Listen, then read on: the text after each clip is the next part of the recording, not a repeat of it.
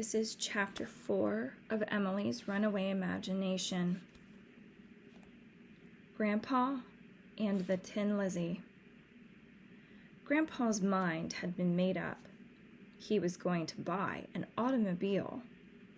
Yes, Grandpa said, times were changing.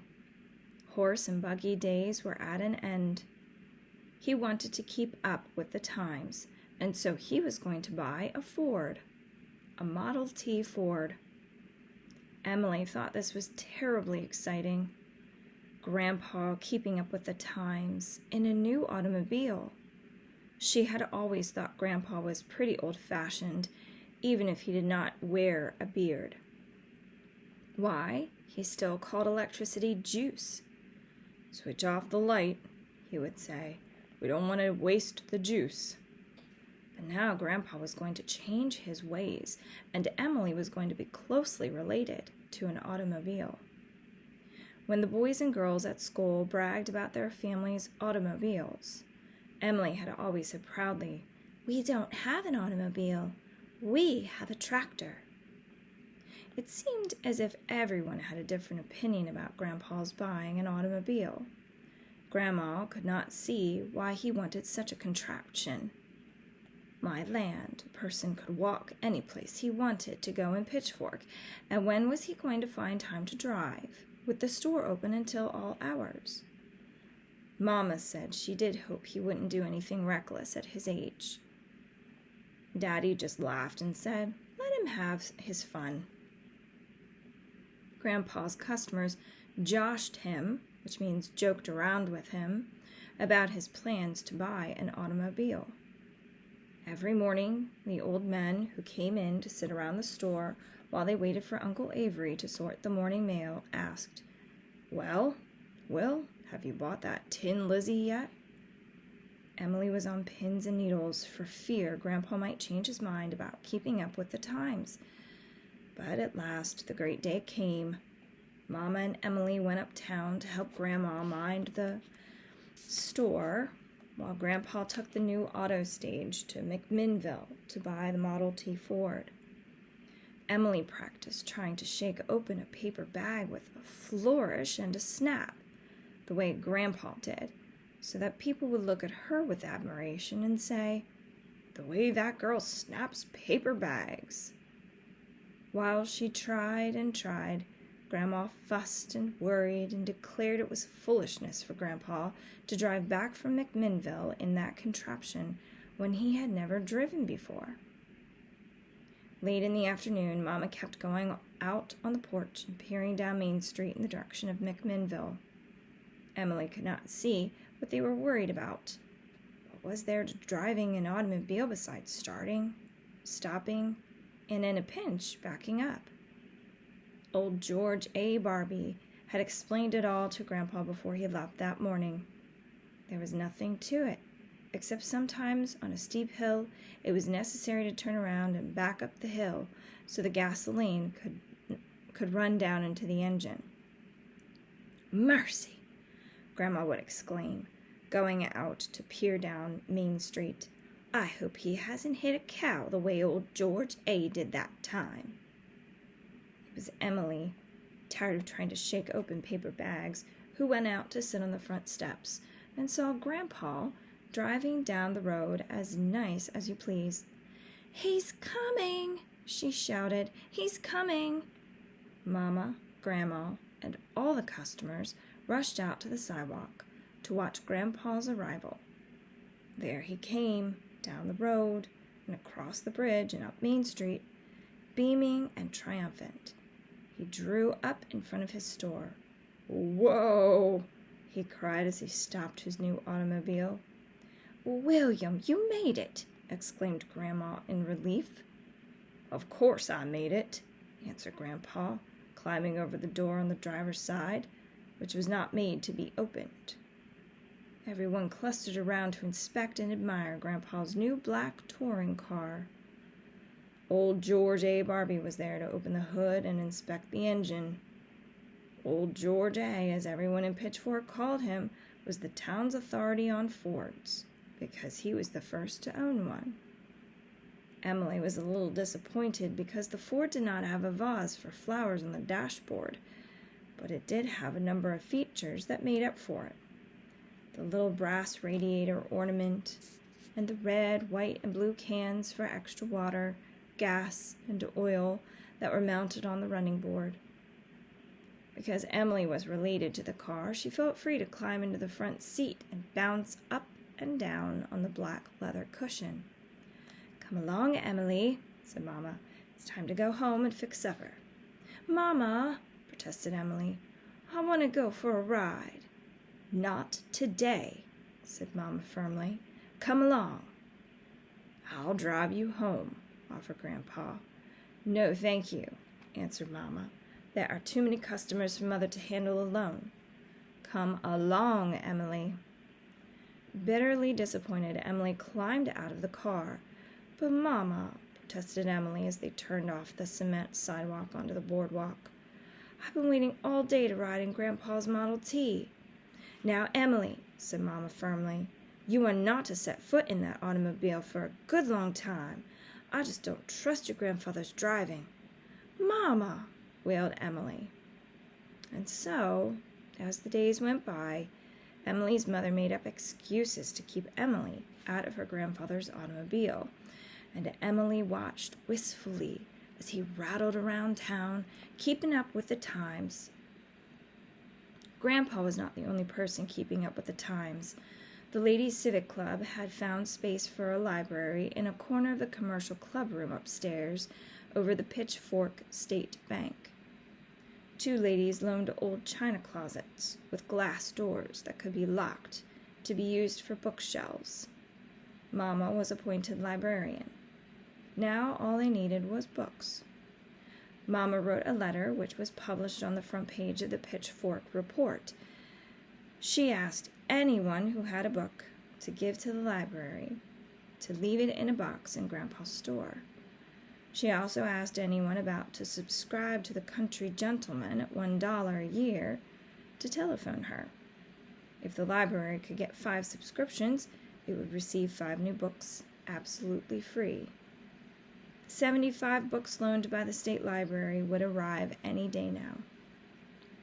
Then, one Sunday, when the store was closed and no one had banged on the door to get Grandpa to open up, Grandpa and Grandma drove over to the farm in the new Ford. Grandma was wearing her good serge suit and her best hat. She had a redesigned do-or-die look on her gentle face. "Come on," said Grandpa. "We've got to take the whole family for a ride." "Good," said Daddy. "I've been itching to go for a ride." This time there was no way out for Mama. Emily and her mother and father climbed into the back seat. Grandpa got out and cranked the car, and cranked it and cranked it. Finally the engine started, with a noise like machinery sneezing, and the automobile began to shimmy. Grandpa ran around and climbed in fast, and off they drove, trailing 2 brown veils of dust behind them. Fong Kwok, who was out tending his vegetable garden, shouted and waved. Grandpa honked his horn in reply. "Auga! Auga!" "Mercy!" exclaimed Grandma, as Grandpa whizzed around the corner onto Main Street. "Auga! Auga!" Grandpa honked at a boy on a bicycle. Mama looked nervous. Daddy beamed. Emily waved to everyone she saw. What a ride they had!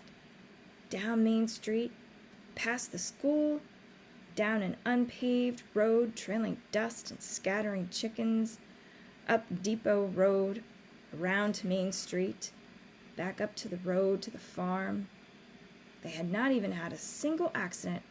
They had not hit a cow or even a chicken.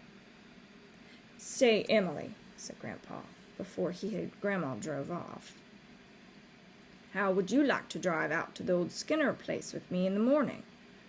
The old Skinner place was a piece of land which Grandpa owned and which was farmed for him by a nearby farmer. Several people had owned it since the Skinners had sold it back around 1890, but in Pitchfork Land was almost always called after the name of the pioneer who had taken up the donation land claim. "Oh, Grandpa, I would love to," answered Emily quickly. Mama hesitated before she said, "Mrs. Scott phoned to say she had some books to give to the library, but no way to get into town. Perhaps you could stop at the Scott place and pick them up." It was all right. At last, Emily was free to ride in Grandpa's Ford and keep up with the times, too. The next morning, bright and early, Grandpa drove up to the farm for Emily, who was waiting for him on the gate out by the catalpa tree. This was going to be even better than Emily had hoped, because Grandpa had put down the top of the car. Mama still looked worried, came out on the porch to wave goodbye. Unfortunately, Emily and Grandpa had to pass old George A. Barbie's house on the way out of town. And when the old gentleman heard them approaching, he crawled out from under his own Model T Ford and hailed them.